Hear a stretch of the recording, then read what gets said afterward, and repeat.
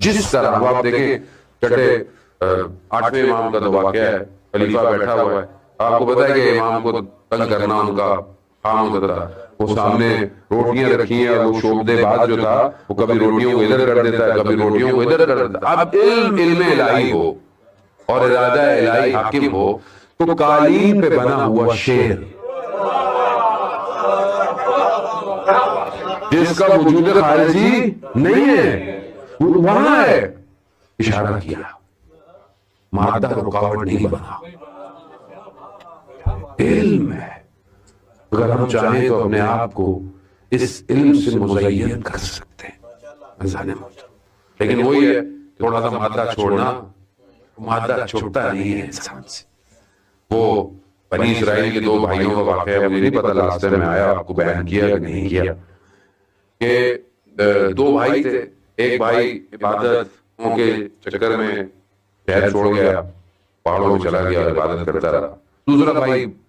معاشرے میں رہا، شہر میں، بازار میں دکان کھول کے اپنے کام کرتا رہا، چرواہا جانوروں کو چراتا چراتا پہاڑوں پہ پہنچا، بھائی جو پہاڑوں پہ دسنے کو جہاں بھائی کی میرے کیا خبر نیچے کرا، ہاں ٹھیک ہے دکان ہے اس کی بازار میں، کہتا ہے واپس جب جاؤ تو مجھ سے کچھ لیتے جانا، کہتا ٹھیک ہے۔ جب جانے لگا تو اس نے چھاننی، جس میں آپ چائے وغیرہ یا کوئی بھی چیز چھانتے ہیں پانی نیچے گر جاتا ہے، تو اس نے چھاننی میں پانی ڈالا، پانی چھاننی سے نیچے نہیں گرا، وہیں رک گیا،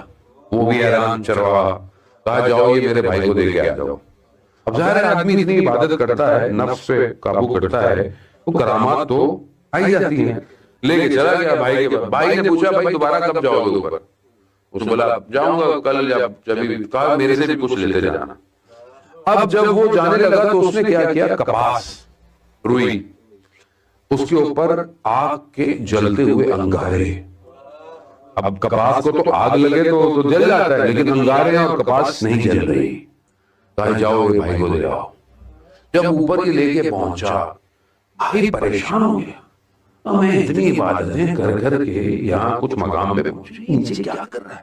اس نے اپنا بستر اٹھایا، نیچے آ گیا، بولا بھائی یہ نیچے کیا کر رہا ہے، ایسا کیا کر رہا ہے؟ اس کے بعد پوچھا بھائی یہ کیا ہے؟ کہا وقت آنے پہ پتہ چلے گا۔ تھوڑے دن گزرے، دونوں بھائی بازار میں دکان میں، جس کی دکان تھی اس کو کہیں جانا پڑ گیا، تو ایک کسٹمر، ایک خاتون دکان پہ آئی، کچھ مانگا دکان سے، تو وہ دیتے ہوئے اس شخص کی